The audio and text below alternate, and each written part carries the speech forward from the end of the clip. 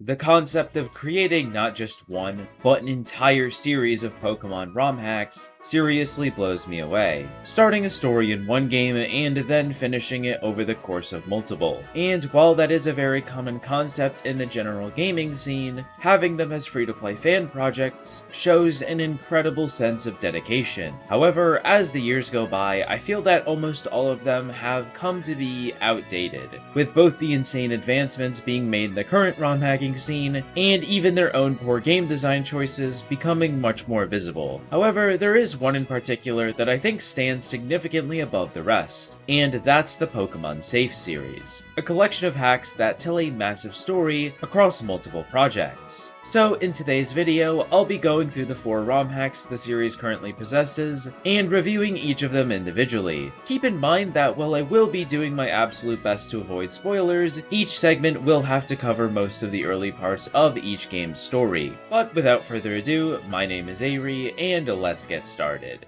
Starting at the beginning with the first hack in the series, Pokemon Safe. Now, having played through it before, I will say that it's definitely the weakest link. Although, I guess that means everything can only get better from here. The story of Pokemon Safe heavily revolves around an object called the Shadow Crystal, a once weapon of destruction that was able to be peacefully converted into a power source. Years later, you'd become a Pokemon trainer and travel across the region with the goal of collecting 8 gym badges. On your journey though, you'll also be met with Team Void, an antagonist group who seeks to reclaim the crystal and control its power. I'm going to be honest, the story was pretty average. It's definitely better than most ROM hacks that take place in new regions, but then again, I feel that with most of those being pretty old, the bar isn't very high. It plays out the way most Pokemon games do, with the main conflict pestering you every other gym, and wrapping up right before the last one. Alright, maybe the story isn't super special, but ROM hacks do seem to be more gameplay focused. So what does the rest of the hack have to offer? Like I mentioned earlier, Pokemon Safe takes place in the brand new region known as Hoenn. And while I don't think the region looks bad, I don't think it looks great either. The Gen 3 ROM hacking scene, especially back in 2019, wasn't exactly built for the Generation 5 graphics this project tries to build its world with. So while I think the routes looked fine, a lot of towns and especially bigger cities felt pretty lifeless. I've said it before, but the farther up you go in Pokemon's pixelated art styles, the more detail you need to add in order to make that style work. Now, onto the Pokemon side of the gameplay. The hack contains Pokemon and mechanics up to Generation 6. The early variety of Pokemon is pretty average, mostly what you'd expect in the mainline games, but nothing crazy. Alongside that, the gym leaders and other boss battles you encounter aren't very challenging,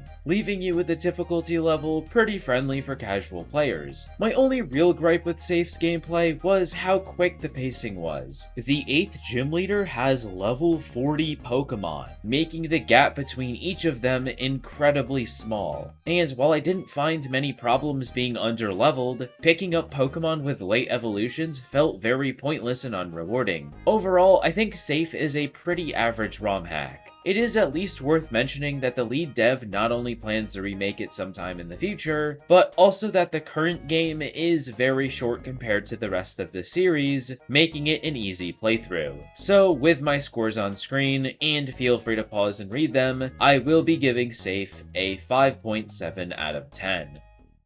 The next hack in the series is Pokemon Soars. Right off the bat, I want to say that this entry is way better than the previous one in almost every way. But this hack takes place in the brand new region of Kouteshi, a place where 300 years ago, an event known as the Grand Eclipse temporarily altered many people and Pokemon, putting the region in a short era of chaos. Centuries later, a group of scientists attempted to artificially alter Pokemon themselves and allow them to achieve the state they did 300 years ago. Where is your place in the story? Well, you'll play as the child of 2 of the scientists involved in this project. Your father, who opposed its continuation, and your mother, who worked for it to be completed. but after living with your father for many years, it's now time for you to begin your adventure. So in Pokemon Source, you'll embark on an adventure across the region of Hoenn and participate in the Eclipse tournament. Unlike the previous game, you won't be traveling to different towns in order to collect gym badges, rather in pursuit of more information surrounding your mother's goals and the antagonist group she now leads. During these encounters though, you'll often be recalled to the tournament and face off against many powerful trainers from around the world. I think the writing in this game was pretty good. It was definitely better from the last one, but I also think there were a lot of cringy or cheesy moments. But from a less objective standpoint, it was way more fun than the previous hack. Characters felt like they had actual personalities, and being a story-focused game, I appreciated the protagonist having their own voice. Where I think Source shines the brightest though, is its pacing and progression. The main story is separated into 8 parts, with tournament rounds concluding each of them. These story arcs never felt too short, but they didn't overstay their welcome either. There was always enough room for me to process the information given to me before new events occurred. The game's region was also incredibly fun and easy to explore.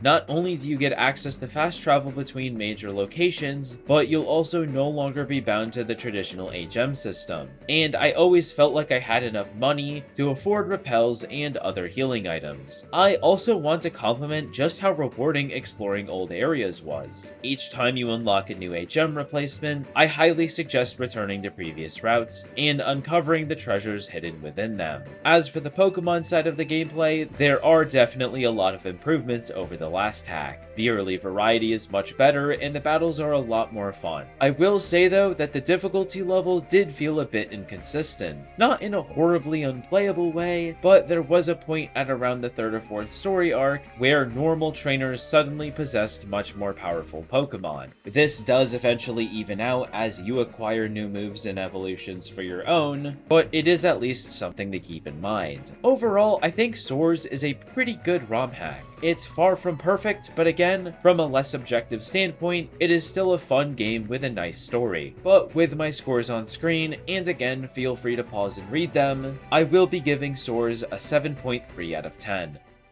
Before we continue, I'm sure that after finishing this entire ROM hack series, well, there's a good chance you'll be looking for more. That's why I highly suggest you subscribe to my channel, as I post weekly videos showcasing and or reviewing Pokemon fan games and ROM hacks. I even have a video for the end of each month that covers the best fan projects released or updated in those last 30 days. So don't be shy and hit that subscribe button to never miss out on a single new fan project.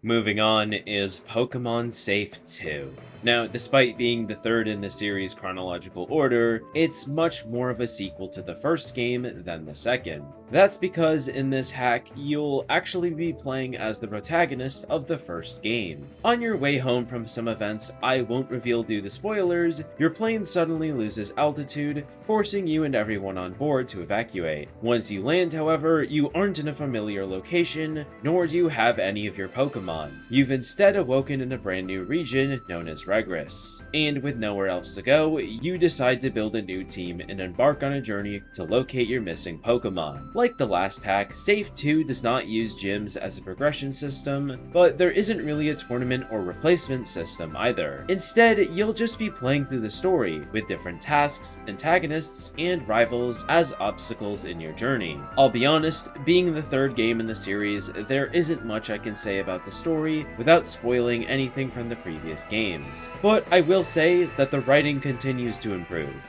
Moving on from the story, Safe 2's pacing felt just as good, if not better than Source. Once again, I never really felt like I was spending too much time in a single story event, but they never dragged out for too long either. And the region? Well, in the last segment, I didn't really want to spend too much time bashing the inconsistent art style like I did in the first. But in Safe 2, I finally feel like the overworld's visuals actually landed. Not only is the style consistent this time time around, but it also just looks really good. Every area has a ton of detail, and nothing felt out of place. I won't lie when I say that this might be the best looking ROM hack to use the 4th generation overworld style. Onto the gameplay, I feel happy that I can actually talk about quality of life now, because while the first 2 games were far from awful to play, they definitely lacked the QOL most modern ROM hacks possessed. From the start of the game, you'll be able to choose whether or not you'd like to play with the EXP all, level scaling, or even a randomizer mode. And at every Pokemon Center, you'll also have access to a free mover learner. On the Pokemon side, just like everything else that can be said in this segment, it all continues to improve. Battles feel more challenging while still being fair, the early variety is incredibly strong with lots of different encounter locations, and you'll even have Pokemon from up to the 8th generation. Overall, it's an extremely significant improvement over the 2nd game, and just leaves me even more excited for what the series has to offer in the future. So with my scores on screen, I will be giving Pokemon Safe 2 an 8.6 out of 10.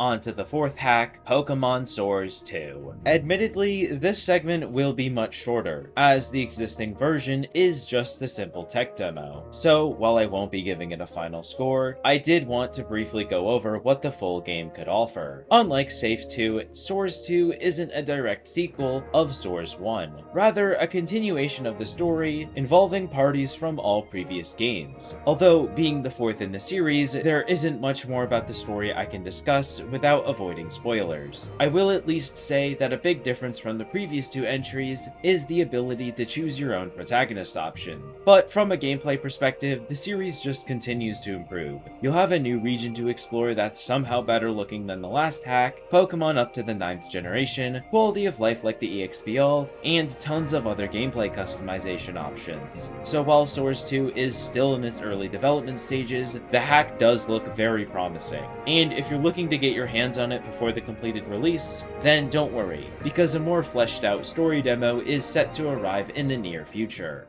Overall, I have to say that I definitely enjoyed this ROM hack series. Sure, the first game was a bumpy ride, and the second felt like it could still use some work, but the third game was absolutely incredible, and the 4th shows just as much, if not more potential. However, it should be said that the 4th game isn't actually the last. According to the creator, the series currently has 6 planned games. That, alongside loose plans to remake the first, leaves me to believe that this might be the most ambitious story to ever be told in the Pokemon ROM hacking scene, which is incredibly impressive considering that it's created by a single person. So I highly suggest you give the first 3 games a spin, keep your eyes on the 4th, and stick around for everything else the series has to offer. But anyways, thank you for watching, thank you to my channel members for their continuous support, and have a nice rest of your day.